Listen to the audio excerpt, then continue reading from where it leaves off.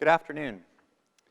Within the sphere of concussion research, we need to understand whether repetitive impacts to the head can change the brain.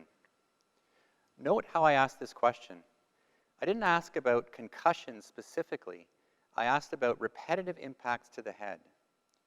And I didn't ask about injury or damage to the brain. I asked about change. Can repetitive impacts to the head change the brain? Well, our evidence suggests that it can. And this is extremely important because every year, around the world, millions of people are engaged in activities that involve physical contact, including hits to the head. And we really don't understand what the consequences of those hits are, and in particular, the long-term consequences. So I'm interested in this question because I'm an imaging scientist and I study the brain.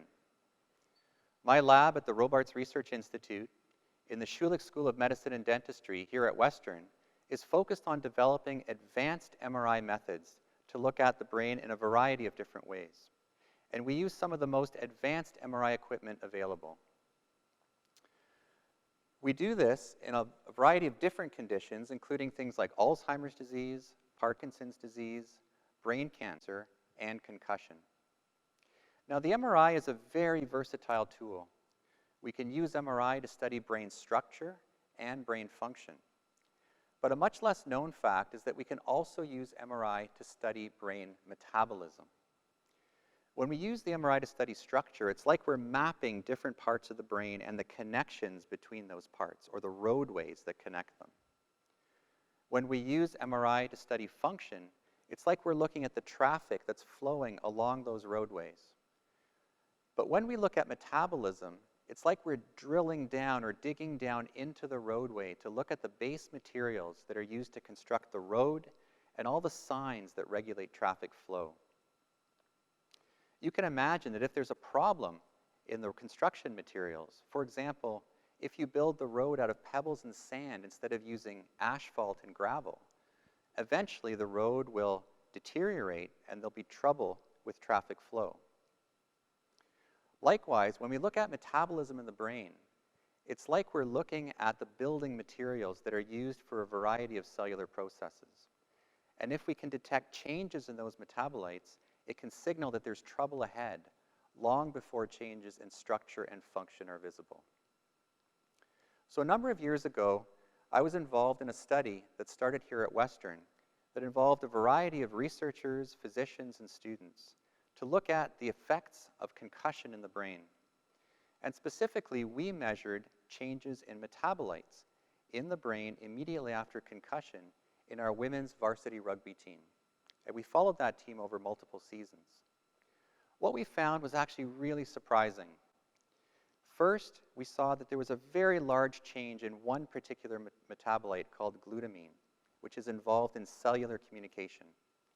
And we saw this change in the days after concussion, but it lasted for many months after. But what was even more surprising was that when we looked at all the athletes that had not been concussed, we also saw changes in this metabolite, although much smaller changes. So the question is why? Why in these athletes do we see this change in glutamine levels when they did not suffer a concussion?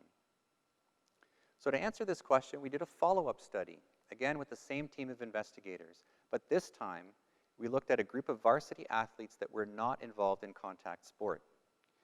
This was varsity rowers and swimmers, and we also studied a group of sedentary women. As we expected, when we looked across the season, metabolite levels were constant, glutamine levels were constant in these athletes.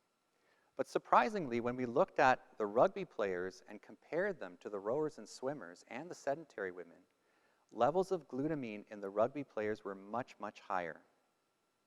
Again, the question is why? If we come back to our original question, do repetitive impacts to the head change the brain?